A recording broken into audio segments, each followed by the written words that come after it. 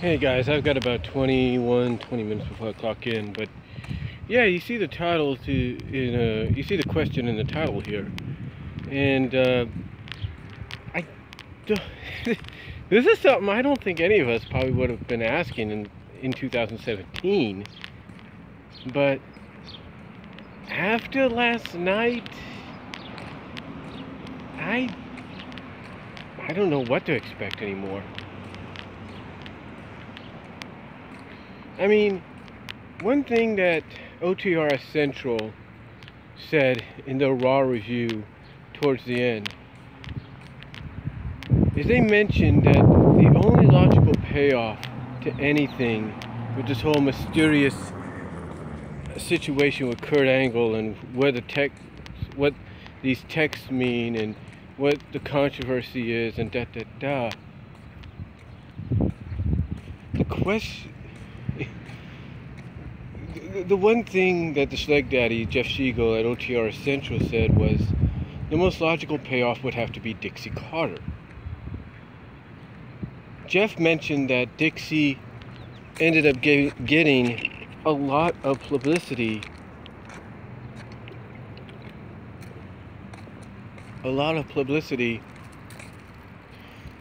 and notoriety just for the fact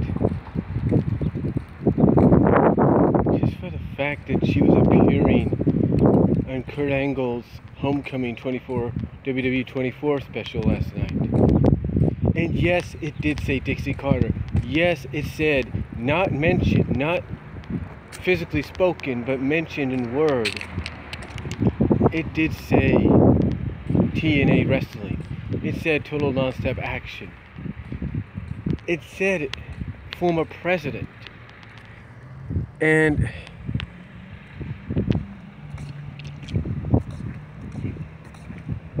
for WWE to do that, it's like you didn't think the day would come. But now people wonder if Dixie Carter could be coming to Monday Night Raw. Could she be the one behind the text? Could this lead to an inner power struggle between her and Kurt facing Stephanie and Triple H? The possibility could happen.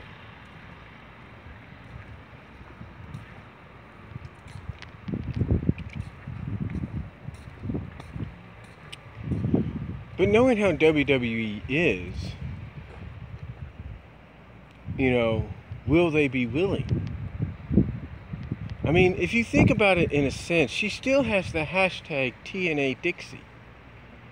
All they have to do, the hardcore smart mark wrestling fan has to do, is look up what TNA Dixie is about, or look her up on Wikipedia and Google if they haven't already.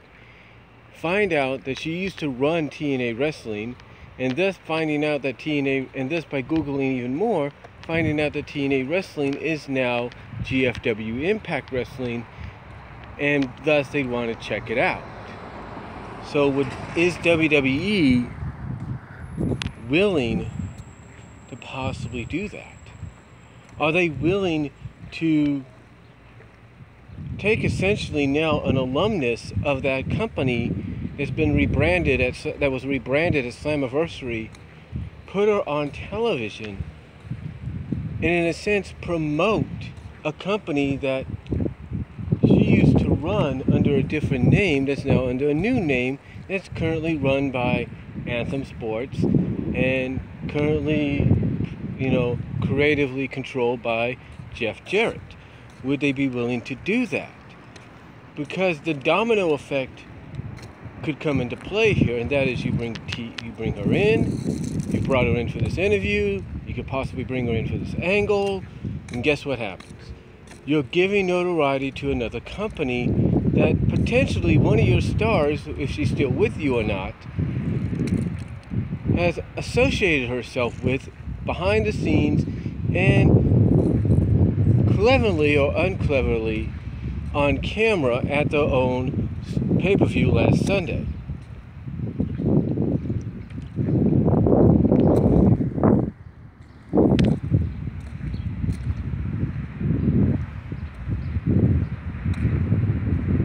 So, with all that said, and the possible domino effect, is Dixie Carter going to appear? Because here's what people look at. WWE is going to be in Nashville next week. Former home of GFW, former home of TNA, now GFW. Do you think they'll pull the trigger? Again, the question is, will they pull the trigger? You know, Jeff Siegel, the Shrek Daddy, has said it's probably the best scenario. It's the best scenario going. It's the best scenario they got because, one, the reaction she could get. Whether it's a positive or negative reaction in her hometown, that's a different story entirely. But will they pull the trigger? Because if they pull the trigger and they show Dixie Carter on camera, I mean, imagine what happens. Kurt Angle comes out, and let's say this could be the main event segment of Raw. Like, this could be the last thing you see. The last thing you see. Imagine the last image. Let's say they play it like this. Kurt Angle comes out. Maybe Corey Graves accompanies him. And he's getting ready to explain this whole situation. And then all of a sudden, the Authorities music hits. Triple H music hits. And out comes Triple H. Out comes Stephanie. And they want to know what's going on. What this controversy is. What is this thing that's hanging over his head? Who's this person sending the text? And can you imagine people's reactions when the last image they see, or the last thing they hear, last voice they hear, and the last image they see is Dixie Carter? Can you imagine the reaction that it would get? The cliffhanger, in a sense, it would cause.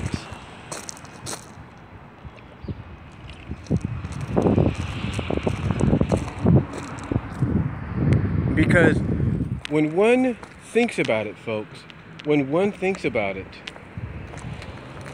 this could be WWE's way of completing the circle. And what I mean by completing the circle is this could basically be WWE's way of saying, you didn't think we would? Well, guess what? We've done it. And the crown jewel in all this is we got the former president. Think about it like this. 2002, when the brand split happened there. When the brand split happened, for a while it was Vince McMahon versus Ric Flair. Okay. Something happened to where, behind the scenes, that on camera caused Vince McMahon to get full control of both shows. Okay.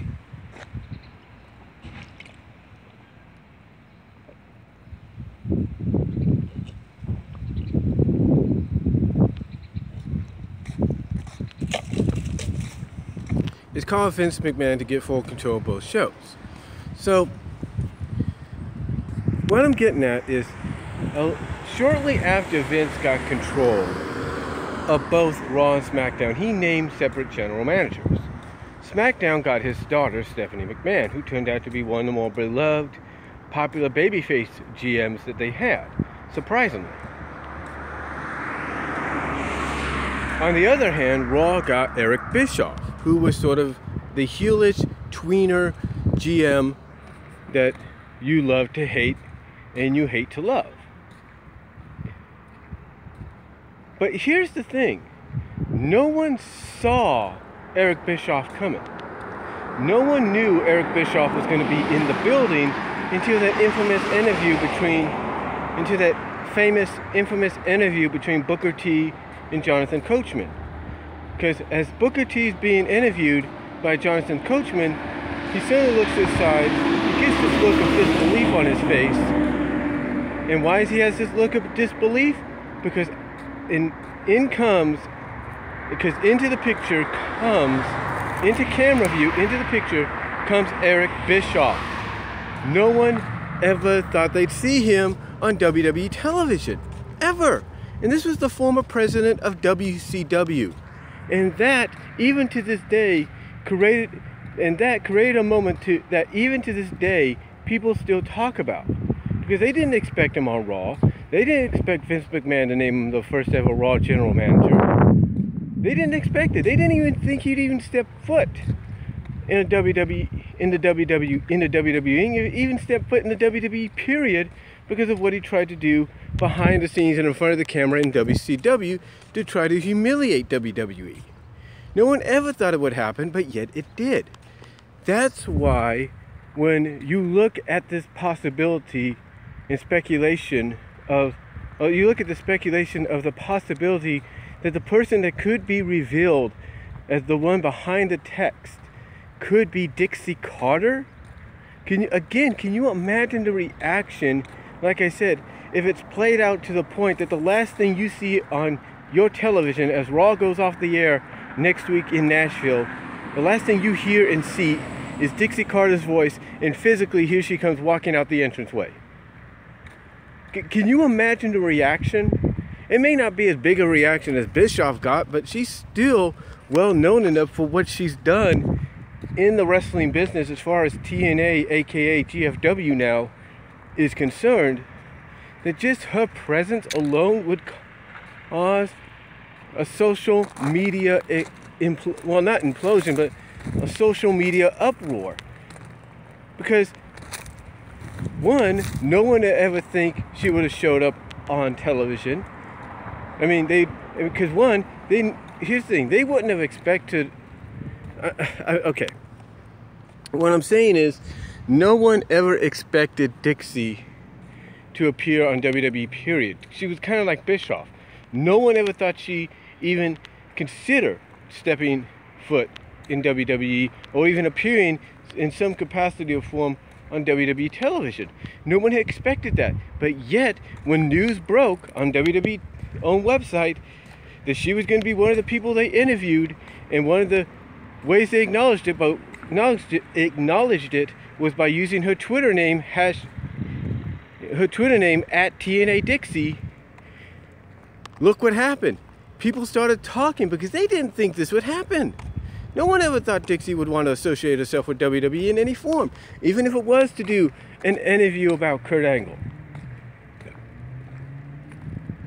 No one ever thought that. So now with the possibility, now with that door wide open, the possibility is endless. And it's ironic that Raw is gonna be in Nashville next week. And again, the reaction people could get, whether it's at the top of the third hour, or it's at the end of the show. I mean, can you imagine?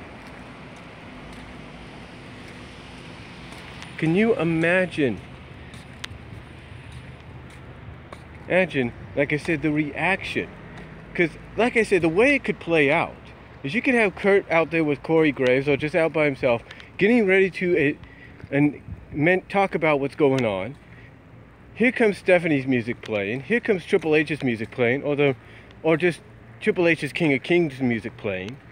Out they would come, wondering what this is all about, what's going on. They want to know. And then the last thing you see or hear is Dixie Carter's voice and Dixie Carter herself, or the last thing you see is Dixie Carter being the one coming out to the ring, and all of a sudden you hear music similar to what she had played in TNA, if not the exact same music, because, oh, by the way, I think Lillian Garcia did that music for Dixie Carter, I think. So imagine if music similar, if not the same theme song that she had in TNA, starts blaring over the loudspeakers in Nashville at the end of Raw, and out she comes, and that's the last thing you see. And basically that would get people talking, because it's like, oh my God, what is going on here? What's this about? And the storyline potential could be there. The storyline potential is there. You could have Dixie, if you want to shoehorn real life situations, real life business situations or relations in there. You could have Dixie in this angle, you know, kind of being the one that is a foil for Stephanie, kind of looking at Stephanie and saying, you and your family caused my company to go, or the real reason my company went out, was bought out. You guys are the real reason we couldn't succeed, because you didn't take us seriously. And maybe you could start some kind of a takeover angle, maybe, but not a takeover like hostile or anything, but a takeover like, look, we're gonna show you. Takeover like, look, I'm gonna do whatever it takes to buy Raw, the Raw portion of WWE, away from you guys, and show you what my company could have really been like had you taken us seriously. That potential is there, storyline-wise. Storyline-wise, the potential is there, but would they do it? Would they do it? Again, like I said, imagine the reaction. Let's say you end the second hour, begin the third hour with the same scenario, and then they go to break, and the next thing you see is Michael Cole, Corey Graves, and Booker T, and they're like, what the heck did we just see? What is going on? And they could even look to Booker T and like, hey, you used to work with that company too. You used to work for her too. What's going on? What's her agenda? It could spark a lot of controversy during the show if it happens at the beginning, at the end of the second, beginning the third, or if it happens at the end, it could spark a lot of controversy because no one would expect it.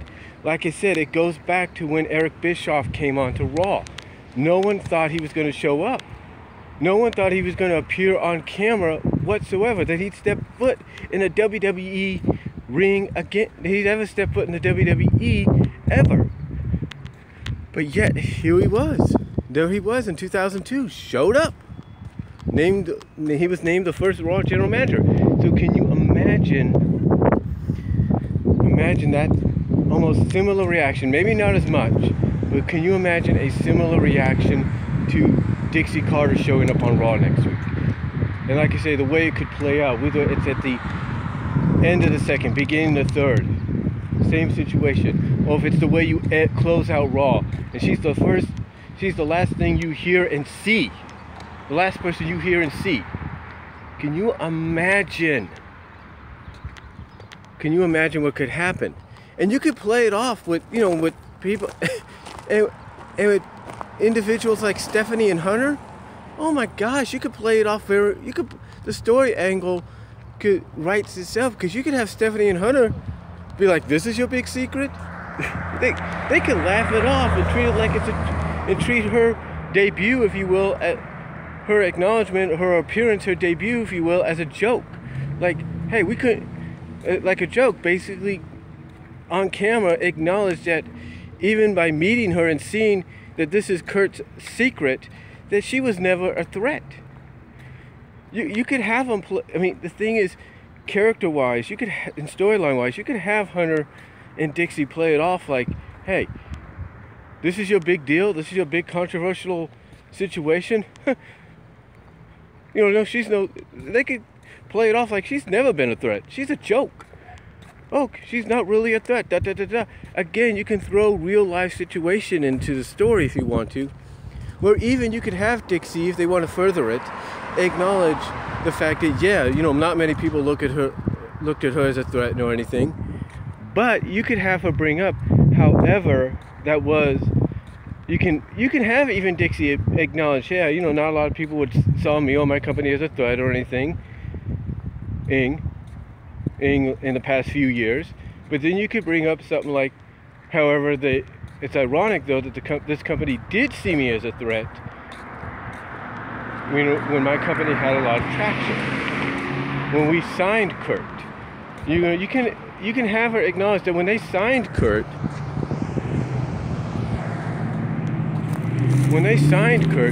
that's when they were looked at as possibly a threat and everything. And that's when, from what she understood, WWE started to take them a little seriously. So you could have her throw in. You could throw. So again, you could have her. You could have her throw in some real life situations. Same with Hunter and Steph. Again, you could play Hunter and Steph off as as the antagonists that don't take her seriously, treat her like a joke until basically she gets under the skin along with Kurt, and that leads maybe to a match between Hunter and Kurt at SummerSlam, Survivor Series, or Mania.